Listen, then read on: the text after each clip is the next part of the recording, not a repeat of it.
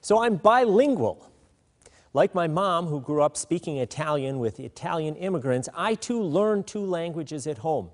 I learned to speak boy and girl. You see, my sisters at one point were 5 years old, 4 years old, I was 3 years old, and yet another sister was 2 years old, and of course Mom surrounded us. Mom was the thing that held us together. So I learned from the earliest age how women saw the world, how they spoke, how they felt, how they talked to each other, how they talked to us. At the same time, physiologically, I was a guy and had some different stuff going on with me. And of course, we're talking now late 50s and early 60s. It was very clear that there were boys and there were girls, and we spoke about them and we spoke to them in completely different ways. So I knew I was a boy, even before my two brothers, Pat and Jim, came along. Even before we started playing Nerf basketball in the living room to my dad's great chagrin. Even before we started climbing every roof and tree we could find and jumping from places we had no business jumping from, I knew I was a boy. We threw things. We threw apples. We threw dirt clods. We threw a lot of snowballs in Detroit, Michigan in that day and age at anybody or anything that moved. I was clearly a boy. And so I learned in one sense how to get along, which was primarily what the women were talking about, and I learned how to compete and win, which is what me and my brothers were talking about. It was like a language immersion program. I was sort of fluent in both of them, without even knowing, of course, that any of this was happening. It was a time when women's liberation was beginning to just explode into the picture, and discussions and debate and dialogue about who should have what role and what roles were natural and what were enculturated, what were nurtured in people. These topics were going like crazy.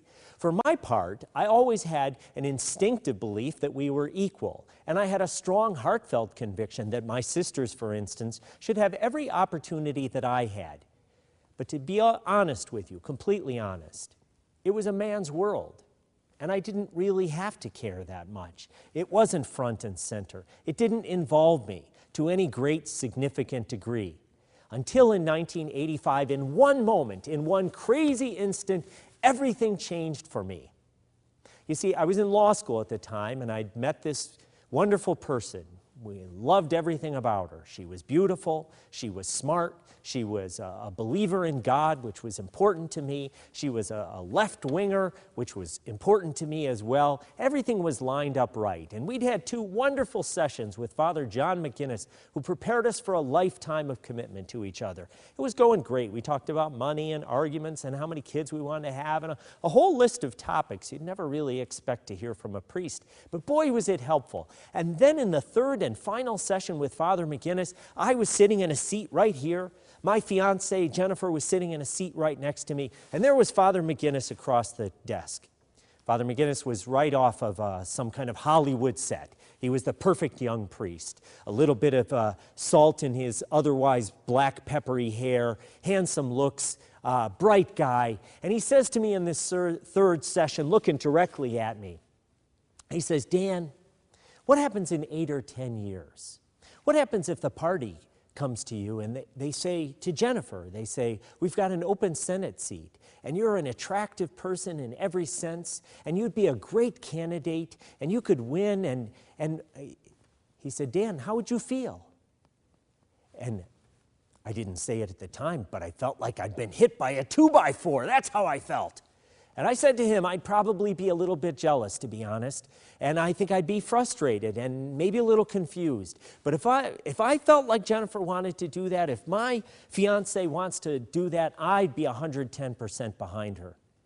And lo and behold, that man hit the nail on the head. For sure enough, 12 years later, the party came to Jennifer and they said, "We've got an open seat for Attorney General, and you're a great lawyer, and you're attractive in every sense of the word, and you're articulate, and you're accomplished, and you could win."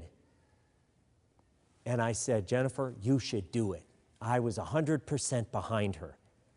And suddenly, for a dozen years, up until this point, and probably for the rest of my life, the wires got crossed. All that bilingual training, all of that stuff that said I was a man, but helped me understand women, Those two were completely crisscrossed. And now all of a sudden, I understood every day the roles, the expectations, the disappointments, the constraints that women had been laboring under for so long and fighting for so long to get out from under. When I encouraged Jennifer to run for Attorney General and later for governor, I really had no idea how it would totally change my life, no idea how challenging it would be to walk in those shoes. And most important, I had no idea how ultimately liberating and rewarding it would be to be thrust into that situation. And that's what I want to talk to you about today. What a laboratory we all live in. I lived it in a concentrated way. But in this day and age, we've pretty much gotten rid of all the neat boxes.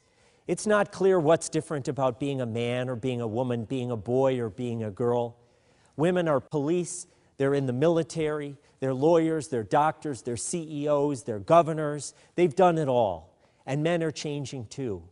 Men and women are dating men and women. Men are dating men. Men are dating women. Women are dating women and men. They're dating both at the same time. Some of them are even changing from being a man to being a woman. All of the lines have blurred in the culture we're in. So in this world where the gender lines have been totally blurred and they're not going back, how do we make it work? How do we make the world of work work?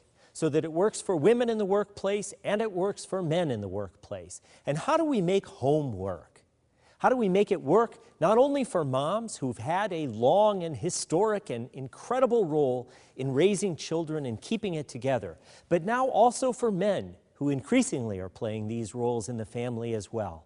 How do we make it work for everyone? That's the question. And I ask a second question, because women have been asking questions and deciding things and debating and discussing and supporting each other and challenging each other and supporting us and challenging us for 50 years. But I don't think we've really asked the question, what does it mean to be a good man in this day and age? What does it mean to be a strong man in this day and age?